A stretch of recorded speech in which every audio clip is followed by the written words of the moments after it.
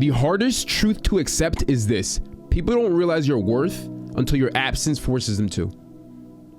You will spend your entire life draining yourself if you keep trying to prove your value to those who refuse to see it. So instead, stop chasing, stop explaining, stop overgiving. Take a step back. Take a big step back. And the right people will notice. And the wrong ones will replace you quicker than you can think. Either way, your absence will be their wake-up call. So let me break this down for you. When you stop proving, you stop chasing, you stop giving unlimited access to you, you force people to recognize what they once had. And that's when the real power shift happens in your favor. Let's get into it.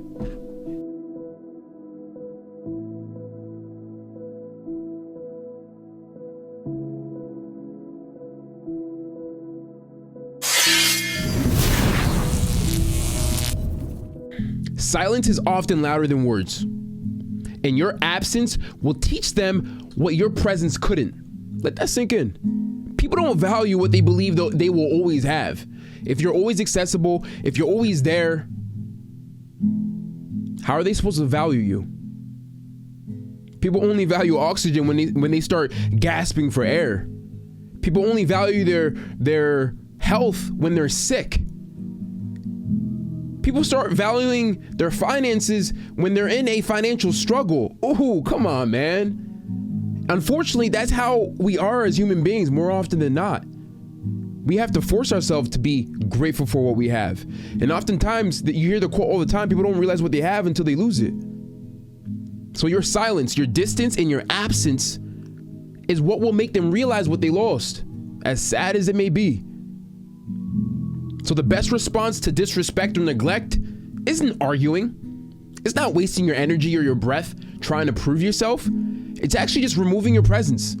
Super easy. If anything, that requires the least amount of energy. Just taking a step back, withdrawing.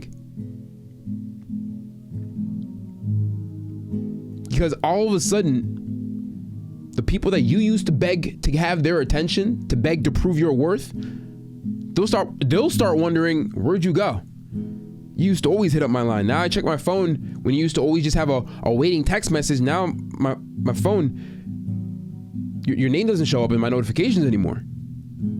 And when I text you, you don't reply instantly within minutes or hours. I'm not even sure if I'll get a text back. The dynamic shifts because through scarcity, you create value. What's rare ultimately becomes valuable. What's always available is often taken for granted. Whew, come on, man. I know you hear me, but are you listening? Think about luxury brands. People chase them because they're not easily accessible. Same applies to you. If you're always accessible, they assume you'll always be there. And then ultimately you get taken for granted. So take a step back, create space, and people will start to realize your value. People crave for what they can no longer have. So give them that space to miss you. Think of past relationships. If you've ever stopped chasing or stopped responding, they start paying attention. Stop over-explaining your worth. You don't need to convince to anyone your value. The right people will know. And the wrong ones, those people, they never cared. Because you're constantly proving yourself to people over and over and over again, and that becomes exhausting. And it's unnecessary. If someone doesn't see your worth, they'll likely never will.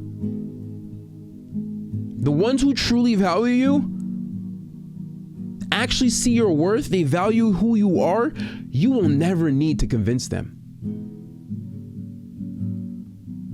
But the ones that don't, never will. Over-explaining makes you seem like you need their validation, but the truth is you don't. The sun doesn't beg people to notice them, it just shines. And listen to this. God removes people for reasons. And oftentimes he might keep them there just for a season to teach you a lesson. Rejection is often God's way of making room for something better. Sometimes losing people or someone that you cared about is protection, not rejection. And when God removes someone from your life, it's because they weren't meant to go where he's taking you. So stop fighting for people that God is trying to remove you and free you from. The moment you let go, you'll see doors open for you. There's scripture right here, Matthew 7, verse 6. Do not give dogs what is sacred. Do not throw your pearls to pigs. If you do, they may trample them under their feet and turn and tear you to pieces. This means stop giving your heart and time and energy to people who don't value them. Your worth isn't up for debate. They will trample over you and they will turn and tear you to pieces because they do not know how to value you. Let people feel your absence and focus on you. I've had a video before where I talk about how you need to focus on you until the focus is on you. The greatest comeback is silence growth. The greatest comeback is silence, growth, and success.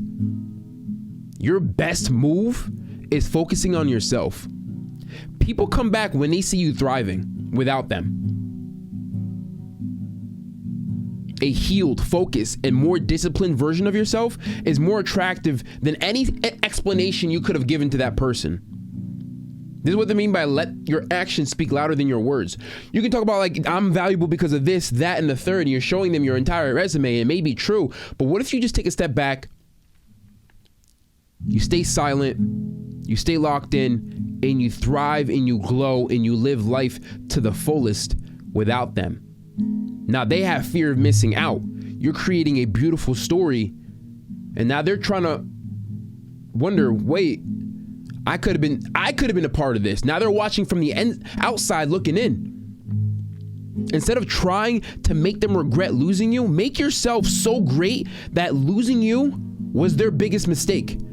Whoo, come on, man. Your glow up isn't for revenge. It's a natural consequence of valuing yourself. Yep, I know you heard me and I know you're listening. So don't chase, don't beg, don't prove anything to anyone. You just need to be yourself.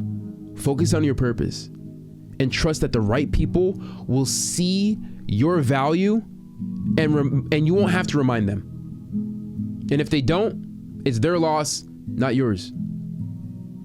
We've been through many seasons. I'm sure you can relate, where someone literally made you feel like you were so easy to lose. And the first step to healing is just forgiving yourself for believing that that is what you deserved, for believing that you didn't deserve any better, for putting them first when they put you second, for giving them your best when they gave you their worst, for helping them heal when all they did was hurt you. You need to forgive yourself, because understand that your heart is pure, you're real, authentic, true, and there's only one you. So you may not have them, but you will always have that. Healing sucks. It's painful. It can be confusing, but you don't have to do it alone. Join our healing community, Pieces to Peace. It's a free healing community. Men, women, doesn't matter who you are. Link is in the description, and I would love to see you join. That being said, if you're on this healing self-development journey, this YouTube channel is for you. Emotional intelligence, attachment styles, healing, the whole 9 yards. This is what we talk about. This is what we are about. Just being the best version of ourselves and leaning into the uncomfortable conversations or the uncomfortable seasons and giving you more direction and clarity to get back to you. That being said, thank you so much for spending time with us, being here in this video. Drop a comment below. Share with me what you learned. From the bottom of my heart, I love you. God bless you. Peace from these.